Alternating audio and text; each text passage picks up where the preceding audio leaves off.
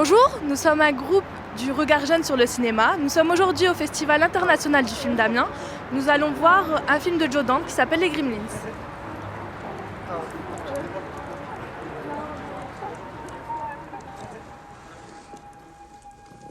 C'est pas vrai. C'est vraiment génial. Où tu l'as trouvé? Chez un brocanteur de Chinatown. En période de Noël, dans une petite ville américaine, un père va offrir une petite créature appelée Mogwai à son fils. Mais attention, il y a un problème avec ce Mogwai. Il faut respecter 3 règles. Tout d'abord, il faut éviter de le mettre en contact avec la lumière. La lumière du jour pourrait le tuer. Ensuite, il ne faut pas qu'il touche l'eau. Et pour finir, il ne faut pas le nourrir après minuit. Mais comme les règles ne vont pas être respectées, les ennuis vont commencer.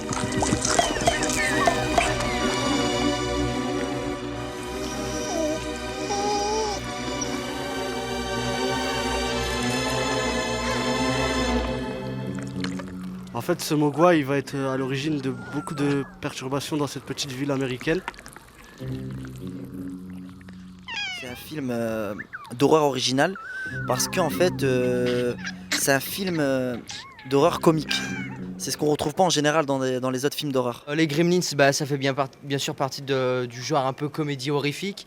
Et comme ça a été produit par Steven Spielberg, on retrouve bien entendu la touche Spielberg à travers les Gremlins, comme par exemple la scène où on voit apparaître pour la première fois Gizmo, cet aspect très beau, très mignon de Gizmo. Qu'il est mignon. Je l'ai appelé Gizmo. Ça a l'air de lui plaire. Ce qui est bien dans ce film, c'est que ça passe d'une créature toute mignonne et justement en respectant pas les règles, eh ben, ça passe d'une créature horrible, vraiment incroyable, qui est vraiment, en fait, c'est vraiment différent. C'est comme en règle générale, ce qu'on voit dans la vie. Quand quelqu'un ne respecte pas les règles, ça peut vite mener au chaos. Et c'est ce qui est justement souligné dans le film.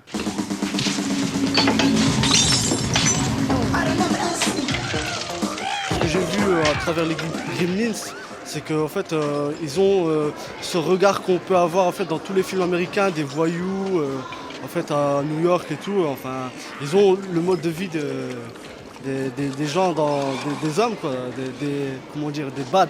C'est des bad boys.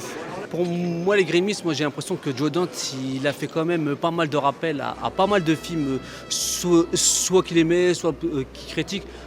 Comme la séance avec le cinéma, quand on voit Blanche-Neige, si on fait bien attention, dans le fond d'écran, il y a un Gremlins qui a des oreilles de Mickey.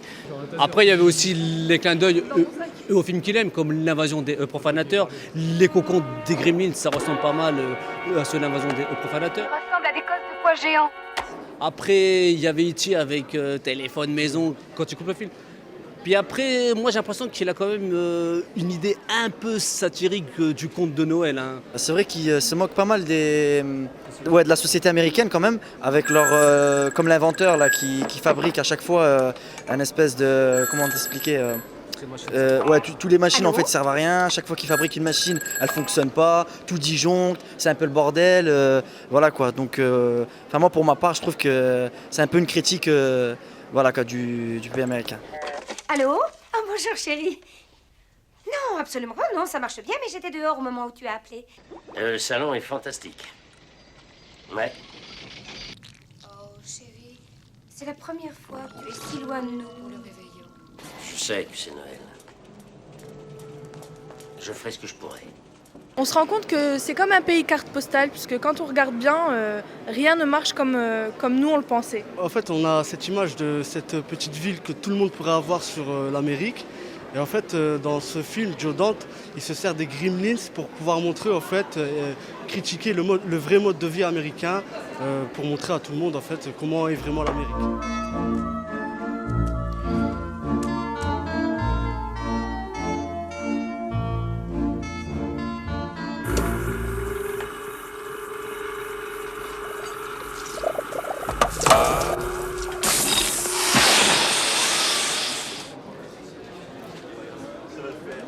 Voilà, nous on est prêts, on attend la leçon de cinéma avec Joe Dante.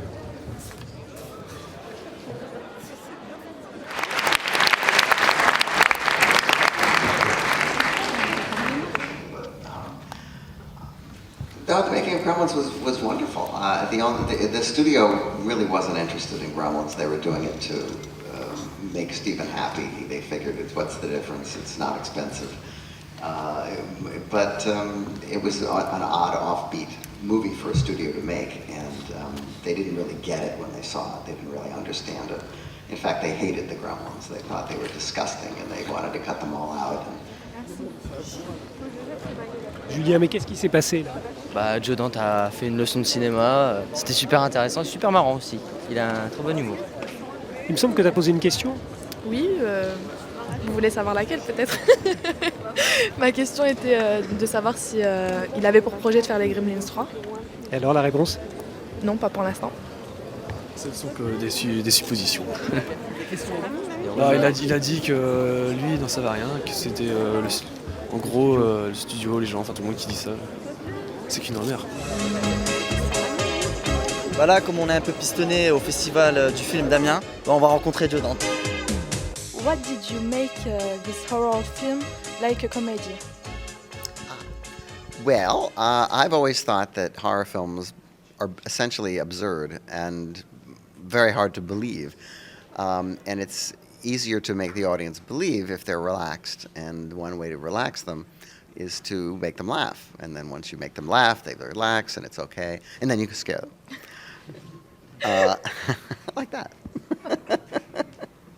I would like to know why did you want to become a director of movies? Why did I want to become a director? Well, you get to sleep with starlets and make lots of money. No, I'm kidding. That's not why.